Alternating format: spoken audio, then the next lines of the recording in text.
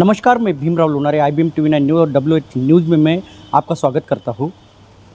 पुरुष आयोग बने इस मांग को लेकर आज हमारे साथ बरखा मैम हैं, जो कि दिल्ली से स्पेशल नागपुर में आए एक किसी कार्यक्रम के लिए।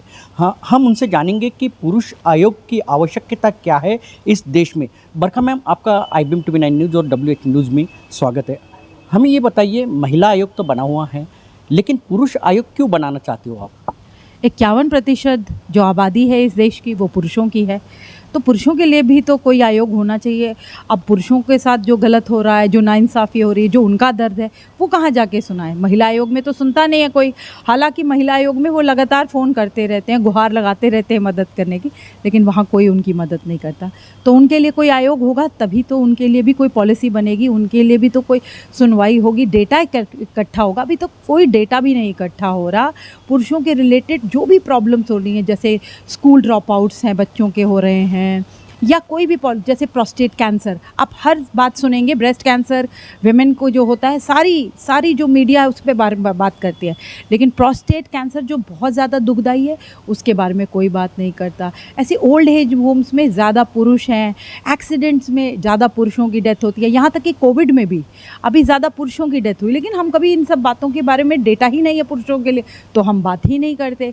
सुसाइड रेट इतना बढ़ रहा है, पुरुष इतना प्रताड़ित है, लेकिन हम इसके बारे में बात ही नहीं करते, क्योंकि हम सिर्फ पॉलिटिकली करेक्ट रहना चाहते हैं, और पॉलिटिकली करेक्ट रहने के लिए पुरुषों की बात करने की ज़रूरत ही नहीं है। इसलिए मैं मेन की बात करती हूँ, इसलिए मैं पुरुष आयोग की बात करती हूँ, क्योंकि मैं समझती हूँ कि सबका दर्द एक समान होता है और सबको एक संविधान है, एक ही होना चाहिए, सबके लिए कानून भी एक ही होना चाहिए और सबकी सुनवाई बराबर होनी चाहिए। जल्द से जल्द पुरुष आयोग का गठन होना चाहिए सरकार की तरफ से, मेंस कमीशन होना चाहिए, फिर एक फुल फ्लेज मिनिस्ट्री भी होनी चाहिए, जैसे वुमेन एंड चाइल्ड मिनिस्ट्री है, कितने सारे NGOs हैं, सब कुछ है महिलाओं के लिए, लेकिन पुरुषों के लिए तो कोई काम ही नहीं करता। क्यों नहीं करता? क्या आपको लगता है कि भाइयों का सम्मान नहीं होना चाहिए, या भाइयों के साथ कुछ गलत नहीं होता? ऐसा तो है नहीं, बिल्कुल भी। अगर ऐसा होता तो पुरुष क्यों आत्महत्या करते, उनकी दर्द 2.5 गुनी क्यों होती? तो ये सारे प्रश्न हैं, आप लोगों से ही पूछ रही हूँ, जिससे कि आप लोगों को पता चल सके कि ये मुद्दा कितना संगीन है और इस पर जितना काम किया जाए उतना कम है, क्योंकि सब लोग सो रहे हैं और उन्हें उठाना है, उन्हें जगाना है। ये घोर निद्रा में सो रहे हैं। मैडम, एक आप महिला हो और पुरुषों के लिए लड़ाई कर रहे हो कि उनको न्याय मिले, लेकिन देश में सबसे ज़्यादा अगर अत्याचार अगर हो रहा है तो महिलाओं पे अत्याचार होता है, क्या बताओ? ये झूठ है।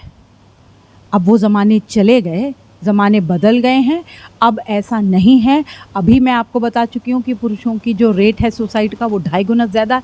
अगर अत्याचार महिलाओं के साथ हो रहा है तो ये कैसे हो सकता है, कैसे संभव है? तो ये गलत है। आप इसमें से बाहर निकलिए, इस मानसिकता को छोड़ दीजिए। ये मानसिकता गलत है। अभी बहुत समाज में बदलाव आ चुका है। डोमेस्टिक वायलेंस हो या दूसरी sexual molestation, work place molestation, फर्जी केसेस में पुरुषों को बंद कर दिया जाता है, जेलों में ठूस दिया जाता है। छोटी सी बात, छोटा सा झगड़ा रिवेंजफुल हो जाते हैं, मतलब एकदम से रिवेंज लेने लग जाते हैं। प्रॉपर्टी का कोई मामला हो, एकदम से उसको सेटल करना हो तो महिलाएं फटाफट फर्जी केस डाल देती हैं।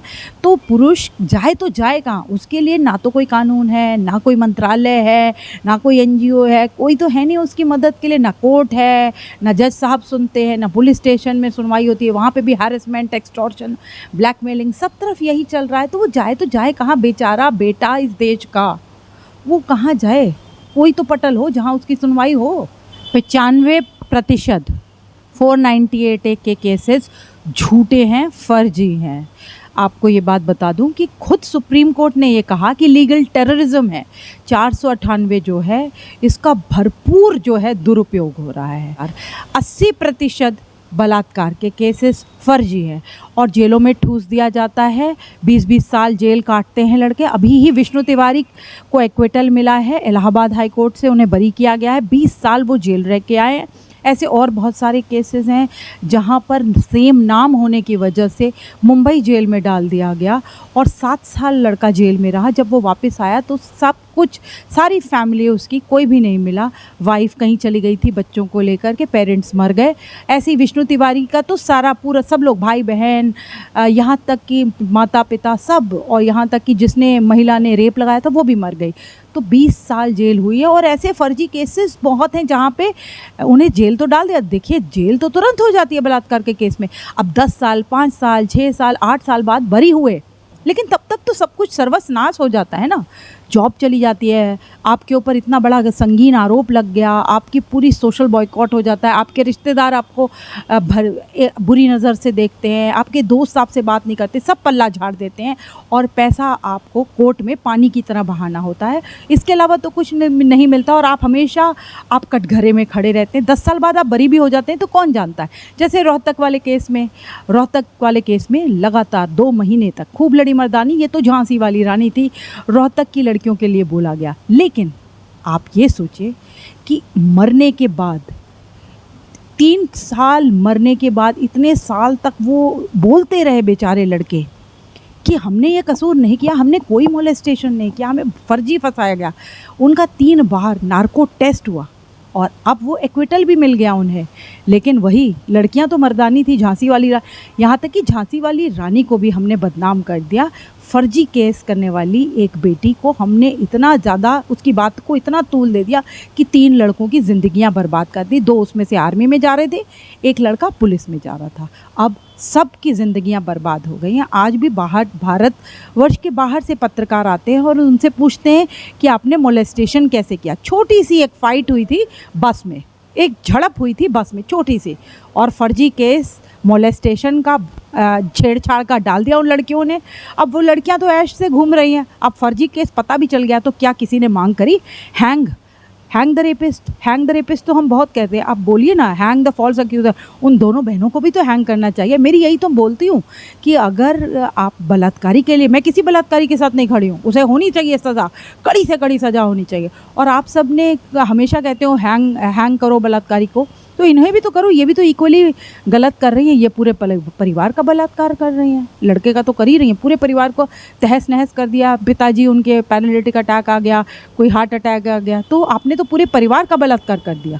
एक केस ऐसी थी कि वो पुरुष के यानी प्राइवेट पार्ट पे अत्याचार किया गया और प्राइवेट पार्ट को उसको डैमेज किया गया। कौन सी केस है जिसके लिए आप लड़ाई कर यानी उसको न्याय दिलाया आपने? जी, रोहतक में एक फैमिली रहती है और वहाँ पे उस लड़के का नाम है महावीर, उसकी वाइफ है और 3 बच्चे हैं, 2 बेटियाँ और 1 बेटा। उस फैमिली ने मुझे कांटेक्ट किया। लड़का जो है, हस्बैंड जो है, पति, वो रात को लेट आया था घर पे। वो आपको बता दूँ क्या काम करता है, कृषि का काम करता है और पशुपालन छोटा मोटा ये भी है साथ में, और कृषि का काम करते हैं। तो उन्होंने जब लेट आए तो वाइफ के साथ लड़ाई हुआ, पत्नी के साथ। उन्होंने, सास ने और साली ने और साले ने मिल करके, और वाइफ ने बहुत पीटा लड़के को, इतना पीटा। और उसके बाद उन्होंने प्राइवेट पार्ट्स में डंडे के साथ लाल मिर्च के 2 पैकेट झोंक दिए और उसकी पूरी आंतड़ियाँ टूट गई हैं। अभी वो पीजीआई में है रोहतक में, मौत के में जूझ रहा है। ये लड़ाई लड़ रहा है मौत से और जीवन के बीच में। अब वो कब बचेगा, नहीं बचेगा, कब ठीक होगा, अगर ठीक भी होगा तो काम नहीं कर पाएगा। तो इस सिलसिले में मैं वहाँ गई थी और मैंने सबकी अरेस्टिंग हो गई है अभी। पहले पुलिस वालों ने बहुत वीक धाराएं लगाई हुई थी। मैंने उन्हें कहा अटेम्प्ट टू मर्डर के चार्जेस होने चाहिए, और अब सबको गिरफ्तार कर लिया गया है। और अभी हम छोड़ेंगे नहीं, जो 2-3 गिरफ्तारियाँ और बाकी हैं उन्हें भी पुलिस गिरफ्तार कर लेगी जल्द से जल्द।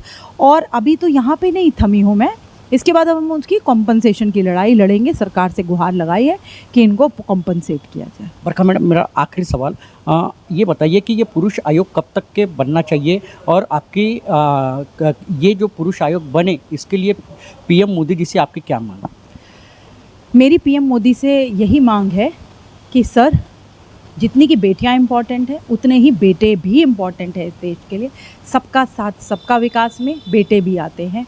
जल्द से जल्द उनके लिए उनकी सुनवाई करिए, मेन की बात समझिए, और पुरुष आयोग का गठन, मेंस कमीशन बनाइए, मेंस मिनिस्ट्री भी होनी चाहिए, और जेंडर न्यूट्रल लॉज, समान कानून लाइए देश में, जिससे कि पुरुषों को, ट्रांसजेंडर्स को, महिलाओं को, सबको उसका लाभ मिल सके।